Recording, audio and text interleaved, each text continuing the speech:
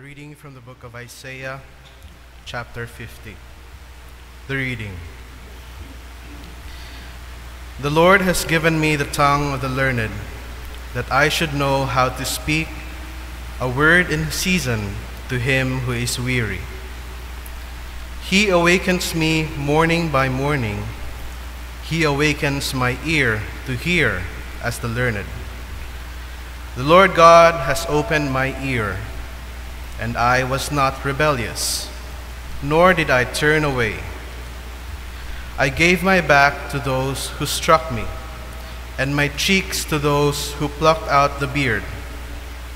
I did not hide my face from shame and spitting. For the Lord God will help me, therefore I will not be disgraced. Therefore I have set my face like a flint, and I know that I will not be ashamed. He is near who justifies me.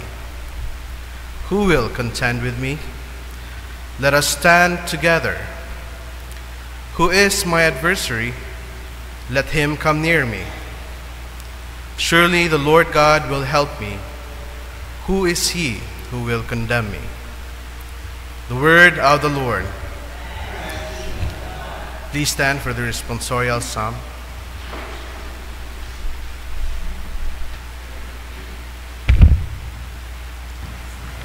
Our response: Lord, in your great love, answer me.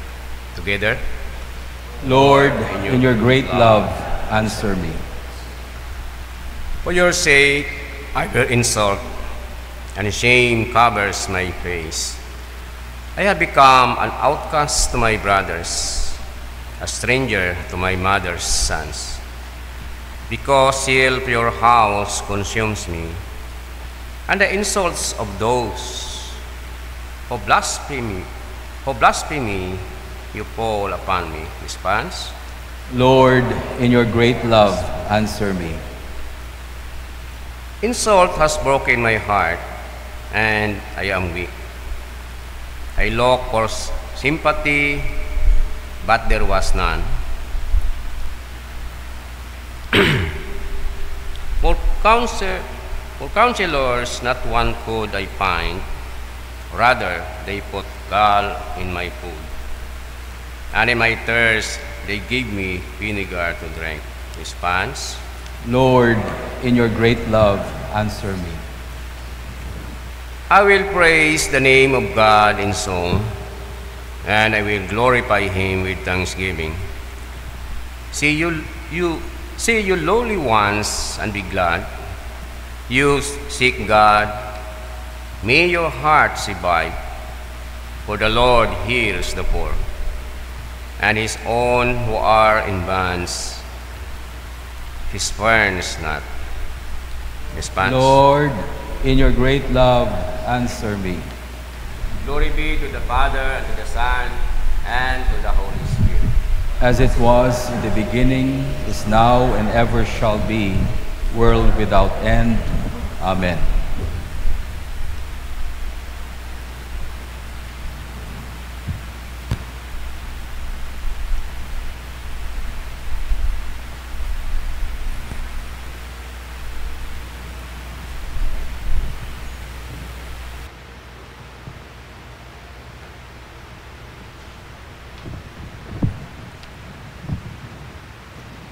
The Lord be with you.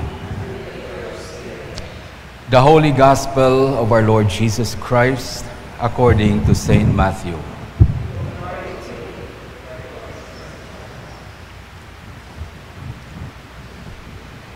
Then one of the 12, called Judas Iscariot, went to the chief priests and said, "What are you willing to give me if I deliver him to you?" And they counted out to him 30 pieces of silver. So from that time he sought opportunity to betray him. Now on the first day of the feast of the unleavened bread, the disciples came to Jesus, saying to him, "Where do you want us to prepare for you to eat the Passover?" And he said, "Go into the city to a certain man and say to him, "The teacher says, my time is at hand. I will keep the Passover at your house with my disciples." So the disciples did as Jesus had directed them, and they prepared the Passover. When evening had come, he sat down with the 12. Now as they were eating, he said, "Assuredly I say to you, one of you will betray me." And they were exceedingly sorrowful, and each one of them began to say to him, "Lord, is it I?" He answered and said, "He who dipped his hand with me in the dish will betray me. The Son of Man indeed goes just as it is written of him, but woe to that man by whom the Son of Man is betrayed. It would have been good for that man if he had not been born." Then Judas, who was betraying him, answered and said, "Rabbi, is it I?" He said to him, "You have said it."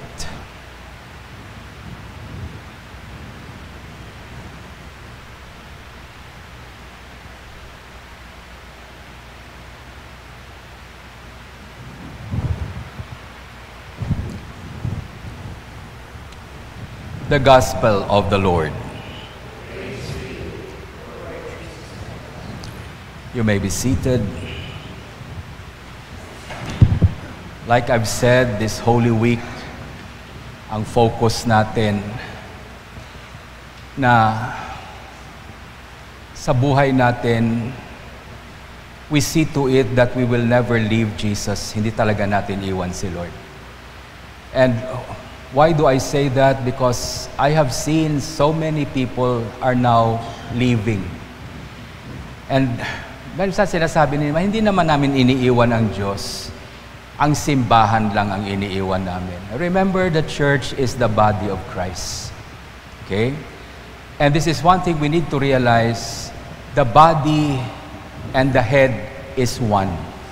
You can never separate the head who is Christ from his body. So what you do to the church, you do to Christ.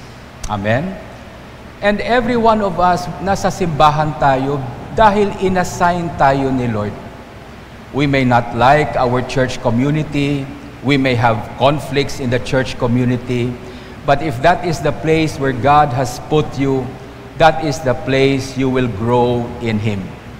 That is also the place where you will receive nourishment from Him. So we have to stay. We have to remain in Jesus. In John 15, sinabi ni Lord, "I am the vine, you are the branches. I am the head, you are my body. Remain in me." Okay? If you will not remain in me, sabi niya, apart from me, you can do nothing. You remain with me and you will bear much fruit. Yan ang challenge sa atin this Holy Week. Buong linggong ito, we just focus. How will I stay with Jesus to the very end? Pinaghahandaan po yan. It will not just happen. You prepare for it. Ginahungod gitaron. Every day you have to decide, I will stay with the Lord. Yesterday, we talked about Judas. Ngayon, yung gospel natin, si Judas na naman. Okay? Twice, the gospel this week talks about Judas. Kahapon napagod na akong kakaisip kay Judas no? But then again, ito na naman, si Judas na naman. And maybe the Lord would like us to understand something in the life of Judas. Amen? One time nga, sabi ko kay Bishop Dick, Bishop, napakasama ng buhay ko noon. Sabi ko, God will never use me as an example. Ito sagot ni Bishop, kahit masama ka, God can still use you as an example. Ikaw yung example na wag tularan. Okay? Ikaw yung example na dapat wag niyong gawin ang ginawa ng taong ito. Ganon din si Judas ngayon, no? Ginagamit talaga ni Lord si Judas this Holy Week. Okay? To teach us a lesson anong hindi natin dapat gawin. We all know what happened to Judas. Kahapon, nakita natin si Peter, nung sinabi ni Lord, one of you will betray me. Aba, si Peter nag-react kaagad, no? Sino kaya? Sino kaya? Inutusan niya si St. John, sabi niya, tanungin mo kung sino. Why? One attitude that will cause us to run away from God later on is our judgmental attitude. Peter was so particular, sino ba? Sino bang magbibitray? Sino ba? Anong labot mo? Wala kang pakialam. Ingatan mong sarili mo. Huwag mong isipin yung ibang tao.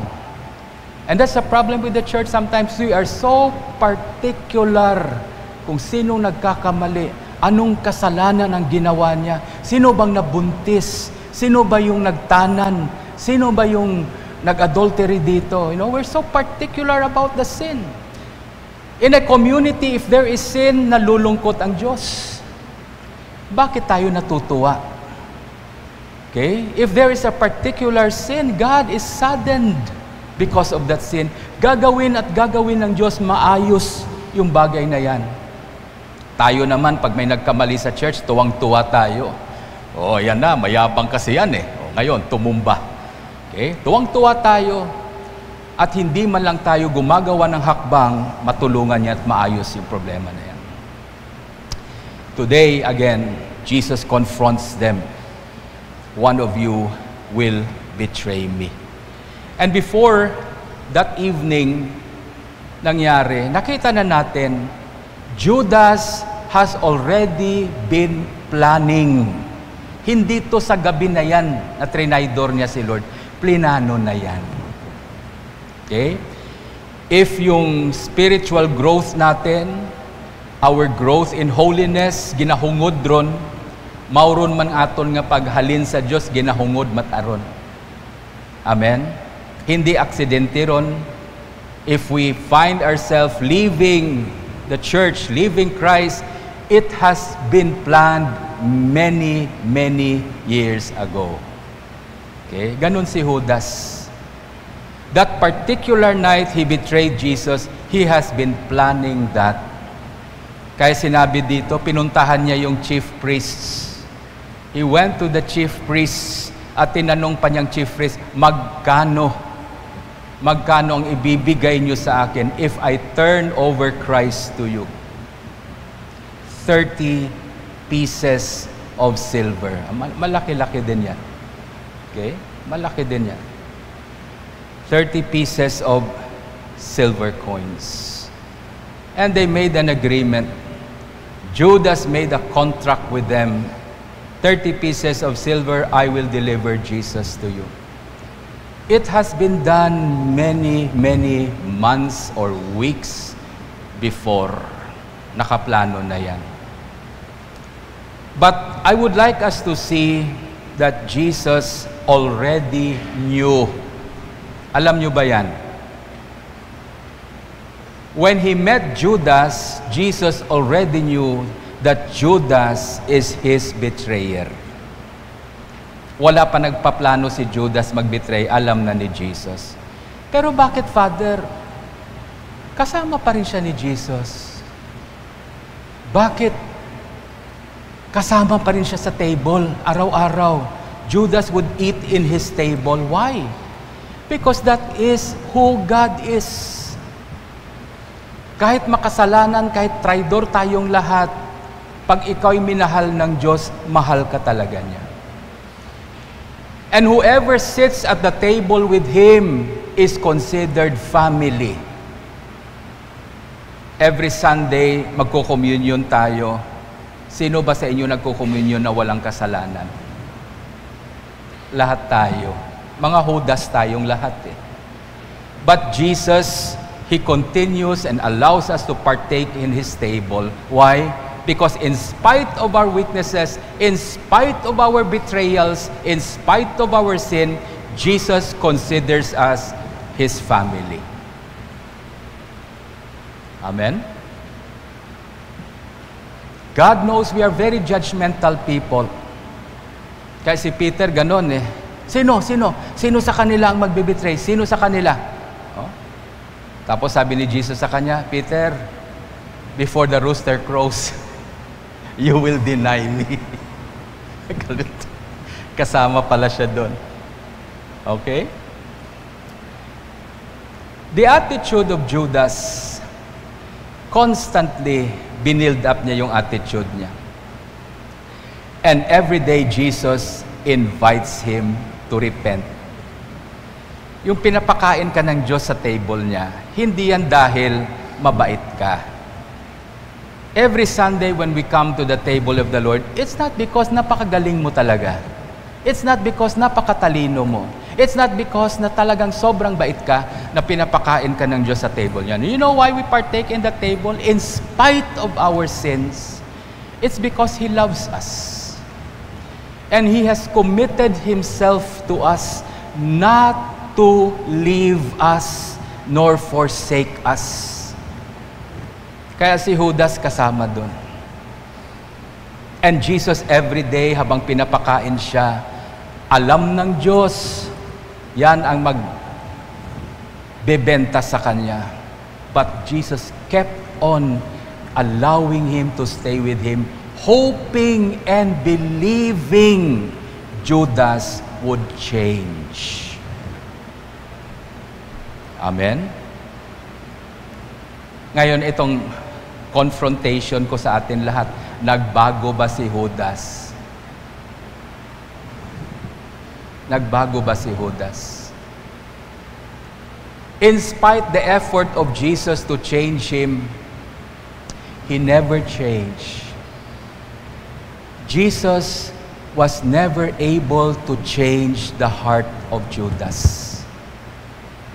Kaya mga kapatid, ito din sasabihin ko sa inyo. Kung ayaw mo talagang magbago, darating ang panahon, walang magagawa ang Diyos sa iyo. The Father could not change the heart of Lucifer. Jesus could not change the heart of Judas. We are creatures with free will. Amen? Tayo pa rin ang nagdidesisyon sa buhay natin. That's why Jesus kept on inviting Judas to repent every day, even at the very last moment. When He gave that piece of bread to him, what you must do, you do it quickly. Anong ibig sabihin yun? Dalawang meaning nun. What you must do, what does Judas need to do? He needs to repent. He must do it quickly. Ibang yung sa isip niya to betray Jesus. And when he decided to do that, that was the last straw. Amen? But Jesus loved Judas even to the very end. Okay? Now, anong lesson natin sa buhay ni Judas? Well, Judas, for how many months nakasama niya si Jesus, hindi talaga nag-effort na baguhin ang puso niya. Never. Ana taging sagod. Okay? Kinukup niya sa puso niya yung kanyang pagkasakim. He was so greedy for money. Yan ang problema ni Judas. Okay? Kahit na yung pera nila sa ministry nila, kinukupitan niya. Walang nakakaalam nga kumupit si Judas. Alam niyo bakit?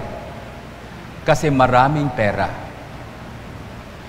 Kung 10 piso yan, kupitan mo ng 5 piso, halata ka agad. Sa sobrang dami ng pera nila, araw-araw kumukupit si Judas, walang nakakaalam. Only Jesus knows. And all those time na kasama niya si Jesus, He never allowed the presence of Jesus to change his heart. Never. Until the very end, binenta niya na si Lord. Bakit? Siguro naubos na yung kinukupit niya. Wala na siyang makupit. Ang ginawa niya, binenta niya na mismo si Lord. 30 pieces of silver. Our greed ang aton nga kadalok, yung ating pagkasakim, if we will not curb that, if we will not take hold of that and surrender that to Christ, it will not change. Nandyan yan palagi. And even if you walk with the Lord, even if you partake of the blessings of God day after day, and you keep on keeping that greed in your heart, one day, you will leave Jesus. Iiwanan mo talaga si Lord. Amen? So the challenge for us today, if there is greed in your heart, deal with it. Deal with it as soon as possible. Sa prayer time mo, pag kinakausap ka ni Lord, and reveals to you that area in your life where you are greedy, huwag mo talikdan si Lord, pakinggan mo. Kung hindi mo kaya ayusin, humingi ka ng tulong sa Kanya. That is one prayer God will always answer. When you ask God to help you, Lord, tulungan mo akong magbago, yung prayer na yan, sasagutin talaga ng Diyos yan. Tutulungan ka talaga. Okay. Greediness will cause us to fall away and not stay with Jesus. Sa ngayon, hindi pa. Pero pag pinatuloy natin yung attitude na yan nandyan sa puso natin, one day you will wake up, binenta mo na si Lord. You already gave Jesus up in your life. So we have to be very careful with that kind of attitude.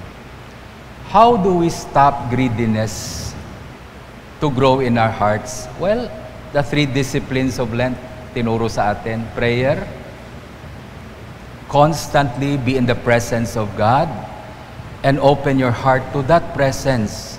Huwag yung nasa presensya ka ng Diyos, saradong puso mo. Buksan mo yung puso mo sa presensya niya, so He can come in.